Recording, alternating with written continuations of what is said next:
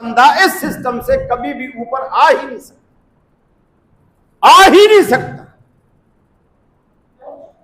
आप देख रहे हैं, एक दौर था जब जमात इस्लामी वजूद में आई, मौदूदी रहमहुल्लाह उसके बानी थी, और उस दौर में जमात इस्लामी का तोती बोलता, और कहीं हो ना हो कराची में तो उनकी बादशाह। फिर मियां तुफैल का दौर भी बेहतर रहा, लेकिन खुद मौलाना मौदूदी अलैहिर्रहमा के दौर में, मियां तुफैल के दौर में वो भी इक्तदार में नहीं आ सके, इसलिए कि हमारे यहां जो चुनाव का तरीका है, ये तरीका कभी भी अच्छे आदमी को आगे आ नहीं दे। आपको 4 शरीफ लोग वोट दे दें और दूसरे को 6 बदमाश वोट दे दें, बदमाश वाला जीत जाए, क्योंकि उसके बंदे 6 हैं, आपके 4 हैं। जब गिनती करेंगे तो वो तादाद में ज्यादा होंगे। इसीलिए इकबाल ने कहा, जमहूरी एक तर्ज हुकूमत है जिसमें बंदूकों गिना करते हैं, तोला नहीं करते। ये नहीं देखा जाता हक किसके साथ है, ये देखा जाता है तादाद किसके साथ है, गिनती किसकी ज्यादा है। मेरे भाई, अल्लाह रब्बुल आलमीन ने अभी कुछ भी नहीं आजमाया हमें, और ये जो कुछ आजमाइश हुक्मरानों की तरफ से आ रही है, ये अजाब बनकर हम पर आ रहे हैं कि और दो वोट, और दो, और इनको ऊपर लाओ, और इनको आगे करो। इलेक्शन से पहले इनके दावे, इनके वादे कुछ और होते हैं, इलेक्शन के बाद कुछ और होते, सारे मामले कुछ और होते।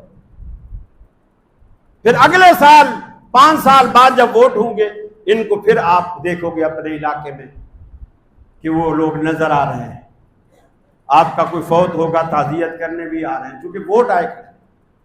आपकी गलियां भी कुछ बनने लगेंगी, भले 1 महीने बाद एक ही बारिश से टूट जाए, लेकिन बनने लगेगी, क्योंकि आगे वोट आ रहे हैं। और हम बेवकूफ हैं, 4-5 साल में सब कुछ भूल जाते हैं कि पहले भी इन्होंने वादा किया। अब आप देख लो, रोटी, कपड़ा और मकान, ये जो नारा है ये भुट्टू दौर से लग रहा है, और हम इस जाल में भुट्टू दौर से अब तक फंसते आ, रोटी, कपड़ा और मकान। लेकिन किसी को मकान मिले, आटा सस्ता हुआ, रोटी सस्ती हुई, कपड़े सस्ते हुए, इसका तो अब ये मतलब समझ आता है, हम तुम्हारा मकान भी छीन लेंगे, रोटी का निवाला भी तुमसे छीनेंगे, और कपड़े भी नहीं पहनने देंगे।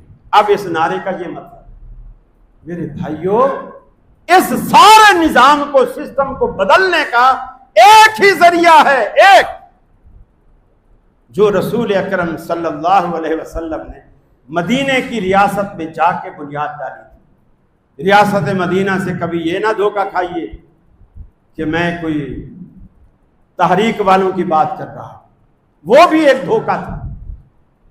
रियासत मदीना जिसका नाम है, उसके वाली मोहम्मद रसूलुल्लाह सल्लल्लाहु अलैहि वसल्लम थे, और उन्होंने मदीने की रियासत में इस्लाम को नाफिज करके दिखाया, सूद को हराम किया, मईशत को सूदी लानत से पाक किया।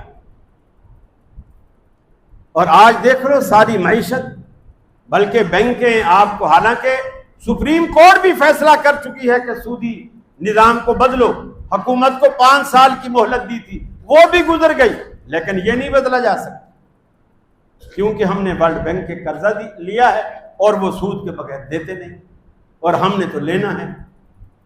कशकोल जो तोड़ने के लिए आए थे, उन्होंने डबल कशकोल बना दिया, बजाय उस कशकोल को तोड़ने के डबल कशकोल बना दिया।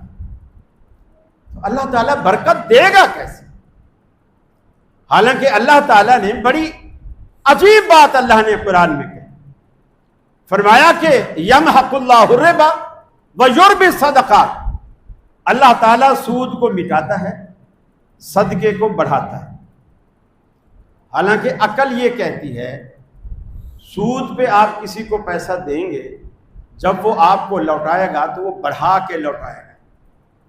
यानी आपने 1 लाख रुपया दिया, 6 महीने बाद वो आपको 1,20,000 रुपया देगा, जो भी आपने तय किया, 1,20,000 तय किया, वो आपको वापस करेगा। तो सूद से पैसा आया आपके पास, ना के गया। पैसा आया और सदका करने से आपके पास 1 लाख रुपए है और आपने 20,000 सदका कर दिया, बाकी आपके पास 80,000 रह गए। तो सदका करने से आपका पैसा गया, कम हुआ। सूद करने से पैसा आया, बढ़ा।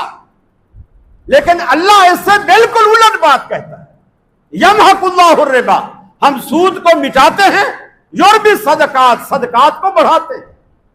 अकल कहती है सदके से घट रहा है पैसा, सूद से बढ़ रहा। लेकिन जब दुनिया में हम इस चीज को अप्लाई करते हैं और दुनिया में देखते हैं जितने ममालिक सूदी मईशत पे इन्हिसार करते हैं, सबकी मईशत बर्बाद हो, सबकी मईशत बर्बाद। और अल्लाह सूद को मिटाता और सदके को बढ़ाता है का क्या मतलब? अल्लाह उसमें ऐसी बरकतें डालता है, आपकी जरूरतें कम कर देता है, पैसा आपका बचा है, थोड़ी हल्की चीज से आपके काम हो जाते हैं। आपको ऐसी बड़ी बीमारी नहीं लगाता कि 10 साल की कमाई आपकी 1 महीने में डॉक्टर ले जाए। ये बरकत है। और सूद से बीमारियां ही ऐसी लगती हैं, अमेरिका के सिवा कहीं इलाज ही नहीं होता, और वहां से भी फिर लाख